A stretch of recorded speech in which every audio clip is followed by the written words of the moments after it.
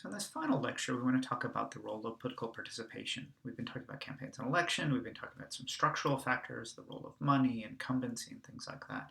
But in a democratic republic, the role of we the people matters. And so we need to take a look at how we decide and who decides to vote and whether or not that matters. Start actually with a fairly depressing observation. It is the vicious cycle of non-participation, as we will demonstrate a little bit later. We will show that the level of voter turnout in the United States compared to other countries and compared to a democratic standard that we would really want to talk about in terms of an indication of popular sovereignty is simply not achieved here in the United States. And so what we want to do in many ways is to ask, why so many people don't actually participate in the political process. And in doing so, one way of thinking about it is from the individual perspective of people themselves. And the question is, why should they participate? And so if you think about that, people are entering into, and you may be in that position yourself, where you are entering in and you're hearing a professor tell you that you need to participate in politics. You have friends and neighbors telling you need to participate in politics. And so you decide that you are going to get involved. And when you start paying attention to politics, you try to watch the media, you perhaps join an interest group, you listen to what the political parties are saying. And in many ways, you find that they're not really dealing with the issues that you want, the things that matter to you. It sounds like they're debating things that matter to them but don't really matter to your lives. And so what happens is that people, in entering into this for the first time, they get a sense that politics is for politicians. Politicians are talking about something completely differently than what matters to us. And therefore, when they hear this, they decide, well, why should I vote? What in fact will I gain by voting? And so people decide not to vote. But then politicians, in response to the fact that there are certain people in society who aren't voting, and the way in which they get themselves reelected is to get money, enough money to have a viable campaign, and to get enough votes to get the plurality of the vote in a single-member district plurality system. And so they find a group of individuals, let's say they're 18 to 25-year-olds, who don't vote at very high levels. And so they think, why should I expend real political capital coming up with solutions, very real, that y'all are facing, 18 to 25-year-olds, but are very difficult and expensive to solve? So in the end, the politicians decide not to. They put their efforts where it will actually give them the most benefit, and that is to go to groups who actually vote at higher levels. Older people, for example, people in the American Association of Retired Persons, or have a very strong opinion, like the National Rifle Association. And so this cycle of non-participation makes perfect sense at an individual level. Absolutely makes sense individually. If you have the viewpoint that your vote doesn't make a difference, why would you participate? And in response, it also makes sense that the politicians are going to go to those individuals and those groups that are going to help them get reelected. And so if you don't vote, if you don't give money to a campaign, then politicians are going to continue to ignore you, and the vicious cycle will continue. Okay? And so the vicious cycle in and of itself has some individual rationality. It makes perfect sense in a system that doesn't seem to care about you, doesn't seem to care about or talk about the issues that matter the most to you. And so in that sense, it's perfectly rational. The problem is at the end of the day, it makes it so that those politicians will continue to ignore yours. And again, I use the example of 18 to 25-year-olds because it is one that is very clear. The agenda that is put forward by the government now is one that doesn't really take very seriously the issues that matter the most to you. And again, the issues that matter most to you are pressing, they're real. Having access to home ownership is a real concern. Homelessness is a very deep concern. The amount of debt that is accumulated by people who are getting higher education and making it hard for them to be able to pay off those loans. All of those are real issues and will matter for the people, but also matter for the entire society, and they should be addressed.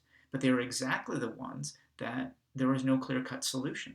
The solutions are going to be ones that are going to tick off other people who do vote at higher levels. And so that has become a real problem in the sense that they don't want to deal with those issues. And so the best solution is to ignore those issues. And if certain voters make that easier to do because they don't vote, then it makes it so that those issues will continue to be ignored. So the vicious cycle of non-participation is a very powerful one. It's one that individually makes sense, but the kind of social impact is really quite large. And the key to breaking this cycle, so in the next slide we talk about, well, what are ways in which we make solutions to break the cycle of the vicious cycle of non-participation? And what's key here, and it's in your text, the notion of political efficacy. Efficacy is the sense that we have a belief that our individual actions matter. Efficacy is a sense that we are efficacious, that we are successful, that we are effective in taking an action. And so if you have political efficacy, you believe that your political actions will make a difference. If you believe that voting makes a difference, then you'll vote. And you can see where the problem is with that. It's almost circular in its logic. The question is, how do we get people to political efficacy? That's a lot harder.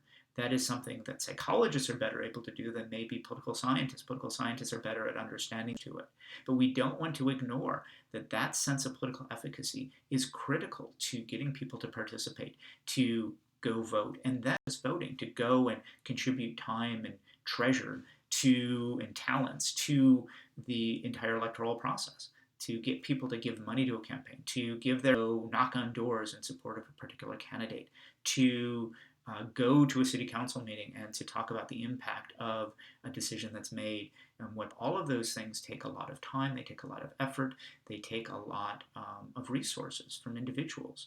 And the people who decide to do it are those who have a sense of political efficacy.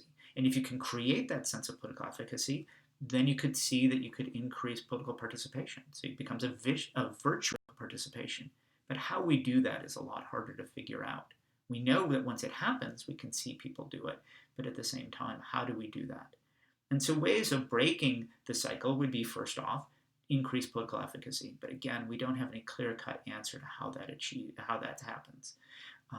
But there are some structural barriers to the voting process that if we would change those, then perhaps we might get a sense of that people would have a sense that their vote makes a difference. And that's kind of going back to some of the things we've talked about earlier in this class.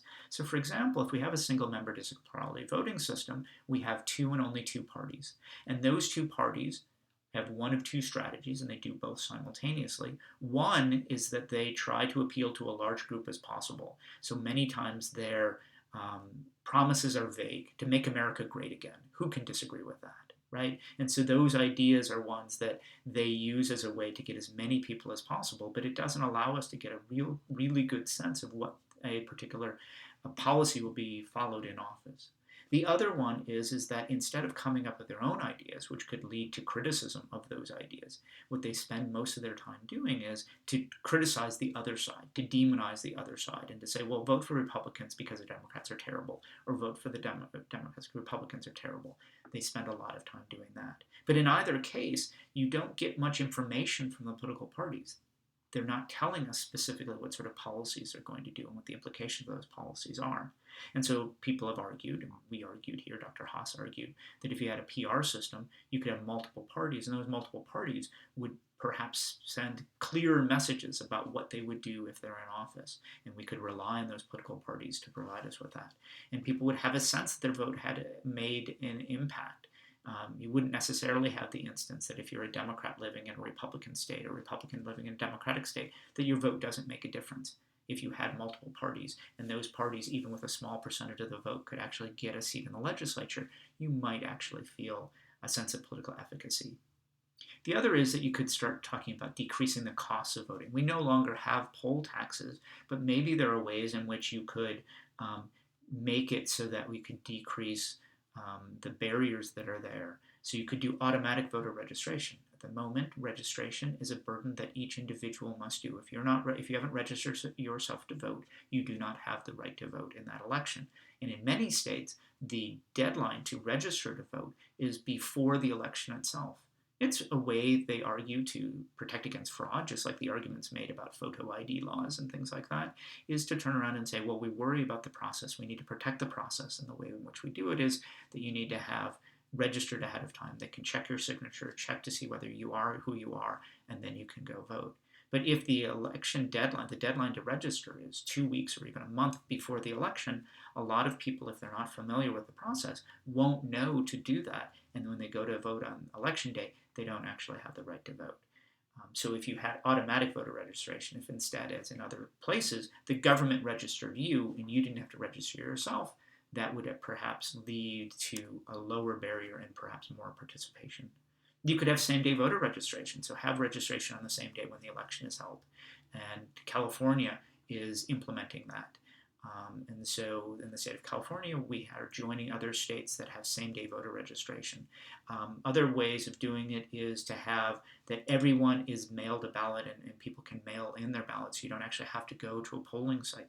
That's the way in Colorado, and they have higher voter turnout because people vote by mail as opposed to going physically to a polling site and doing it that way.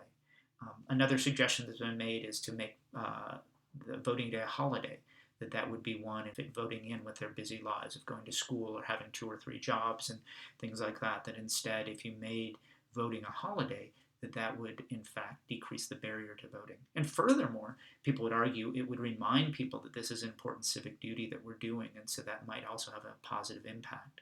We do have to think about whether or not any of these suggestions are going to change fundamentally the way in which people feel about the electoral system. So if you make these changes of having same-day voter registration, you have automatic voting registration, or if you have that you vote by mail, or you make voting a holiday, all of those things may be helpful, but it may only increase voter turnout by a little bit. It might take more structural ones of having a move from a single-member district plurality to a PR system, or increasing class consciousness. People have argued that if in fact we had political parties that were dealing with some of these fundamental issues about how we allocate resources in our society, people would participate more because it would find that there are political parties that represent their interests. The other one is, as we've been talking about with campaign finance reform, if in fact we could move the emphasis away from money and move it more towards votes, then maybe that would also increase political efficacy and people will feel that their votes do make it people's chances of voting.